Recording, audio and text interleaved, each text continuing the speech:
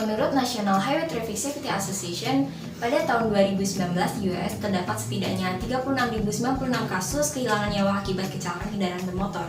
Selain itu juga terdapat 6.205 kasus pejalan kaki terbunuh akibat kecelakaan lalu lintas dan sebanyak 3.142 kasus kecelakaan fatal diakibatkan oleh adanya distraksi. Terdapat sejumlah alasan berbeda mengapa kecelakaan mobil dapat terjadi, namun sebagian besar disebabkan oleh kesalahan satu atau lebih pengemudi, atau dapat dikatakan lebih jarang terjadi karena kelalaian pihak yang tidak terlibat secara langsung. Data pemerintah mengidentifikasi perilaku atau kesalahan pengemudi sebagai faktor penyebab 94% terjadinya kecelakaan. Selain itu, menurut laporan Sekolah Hukum Stanford, setidaknya 90% dari semua kecelakaan kendaraan bermotor disebabkan sepenuhnya ataupun sebagian oleh kesalahan manusia. Namun, terlepas dari studi mana yang paling akurat, jelas bahwa kesalahan manusia merupakan faktor yang mendasari sebagian besar terjadinya kecelakaan mobil. Latar belakangi hal tersebut, saat ini telah muncul teknologi yang disebut dengan autonomous vehicle atau dapat disingkat dengan AV atau juga dapat disebut sebagai autonomous car. Teknologi AV ini mungkin memberikan keunggulan tertentu dibandingkan dengan kendaraan yang digerakkan secara manual oleh manusia. Salah satu keuntungan potensial tersebut adalah AV dapat memberikan peningkatan keselamatan di jalan. Seperti kita tahu, kecelakaan kendaraan menyebabkan banyak kematian setiap tahunnya. Dan automated vehicles ini berpotensi mengurangi jumlah korban karena perangkat lunak yang digunakan di dalamnya cenderung membuat lebih sedikit kesalahan dibandingkan dengan manusia.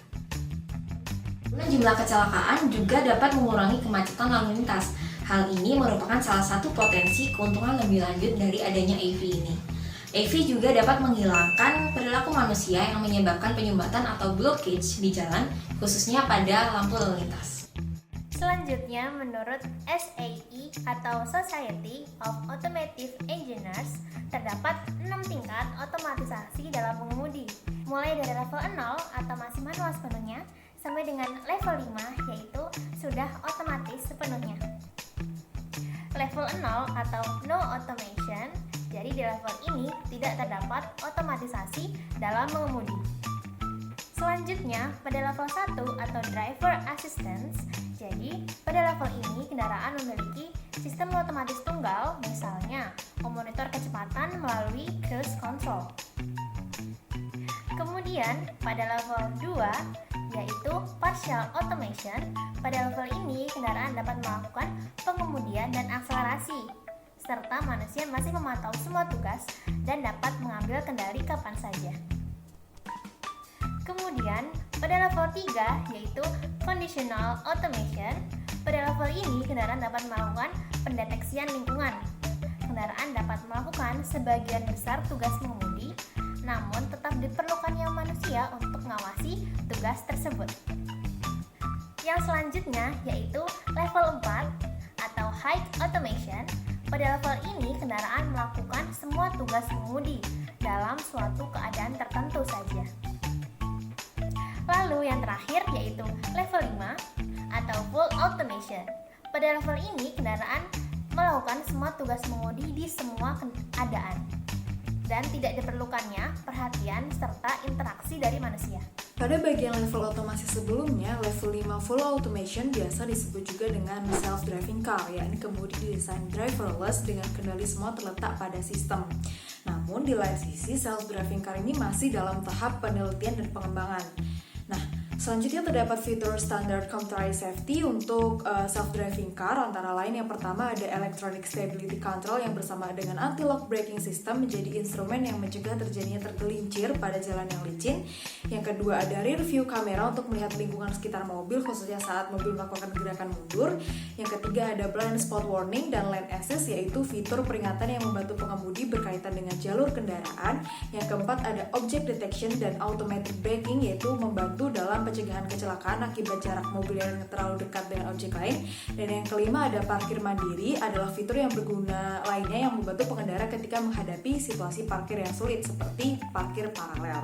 Semua fitur ini diaktifkan melalui sensor yang beragam seperti sensor kamera untuk menangkap gambar di sekitar mobil, yang kedua sensor ultrasonik yang menggunakan sistem ekolokasi seperti halnya pada kelelawar untuk memastikan pengendara tidak menabrak kendaraan yang berdekatan atau berada di sekitar. Yang ketiga sensor radar, yaitu menggunakan frekuensi gelombang radio untuk mendeteksi keadaan jalanan sekitar.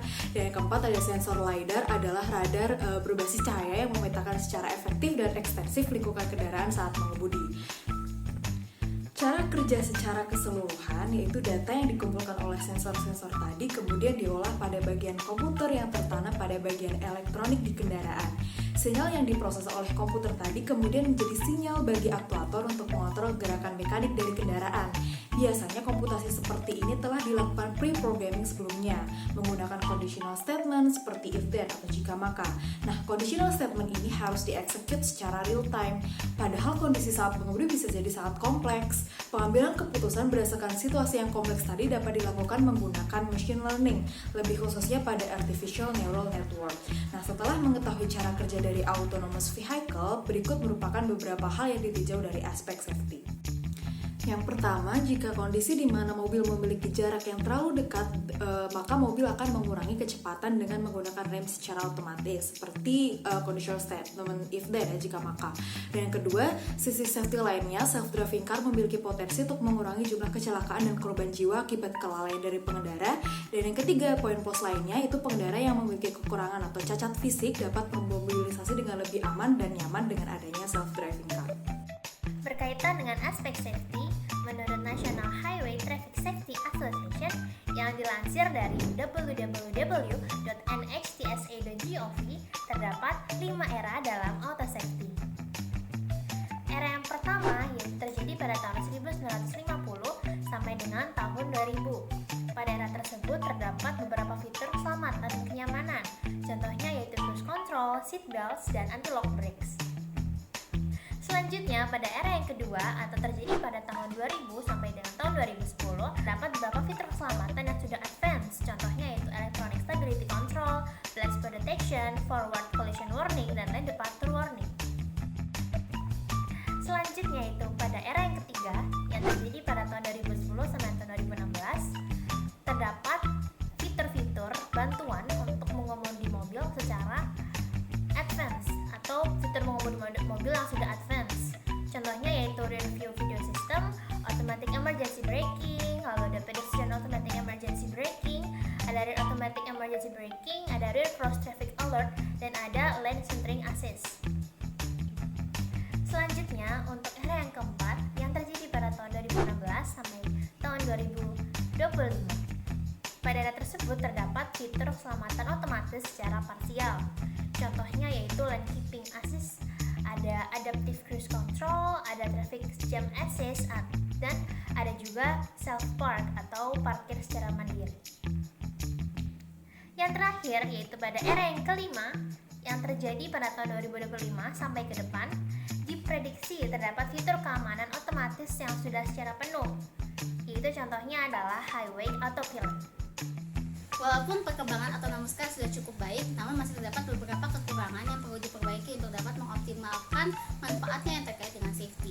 Pertama, pada saat produksi autonomous car masih terdapat kemungkinan adanya kesulitan perancangan peletakan kamera deteksi yang seharusnya bisa memungkinkan autonomous car ini memiliki pandangan yang lebih luas terhadap keadaan di sekitar jalan raya, sehingga bisa menghasilkan hasil keputusan algoritma yang lebih tepat jika dihadapkan dengan situasi tertentu.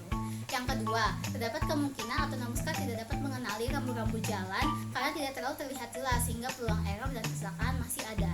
Yang ketiga, karena dibuat menggunakan coding, ada kemungkinan juga autonomous car ini dihacking oleh orang-orang yang tidak berkepentingan, sehingga bisa membahayakan pengendara mobil. Selain dari kekurangan tersebut, terdapat juga masalah dilema etika. Misalkan terdapat situasi sebagai berikut. Autonomous car Anda terdapat di tengah jalan, di mana di depan Anda terdapat truk yang mengangkut kardus-kardus berat. Di sebelah kanan Anda terdapat pengendara motor yang tidak menggunakan helm, dan di sebelah kiri Anda terdapat pengendara motor yang menggunakan helm. Bayangkan saja tiba-tiba kardus di depan Anda jatuh dan bisa membahayakan Anda. Apa yang harus dilakukan oleh autonomous car ini untuk menghindari kardus dari truk tersebut? Apakah dia harus mengerem mendadak, atau apakah dia harus belok ke kanan untuk menghindari truk, namun dia menabrak pengendara motor yang tidak menggunakan helm karena kesalahan pengendara tersebut dalam aturan berkendara, atau apakah dia harus belok ke kiri dan menabrak pengendara motor yang menggunakan helm karena peluang selamatnya mungkin lebih tinggi. Semuanya dalam masalah dilema etika. Dalam situasi sebenarnya hasil keputusan algoritma yang diambil oleh autonomous car bisa berbeda dengan yang dilakukan pada saat uji coba. Namun, bukan itu poinnya. Apabila perancang autonomous car ini mampu membuat komunikasi antara autonomous car yang satu dengan kendaraan yang lainnya lebih baik, maka ada kemungkinan kendaraan-kendaraan ini bisa saling bekerja sama untuk menciptakan keadaan safety yang lebih menguntungkan banyak pihak. Dengan begitu, tingkat safety-nya menjadi lebih tinggi. Maka harus dilakukan penelitian lebih lanjut terkait dengan bagaimana peningkatan komunikasi ini bisa dilakukan sehingga autonomous car bisa menjadi alternatif solusi yang baik dalam mencegah error yang biasanya dilakukan oleh manusia dan juga bisa meningkatkan safety dan mengurangi angka kecelakaan.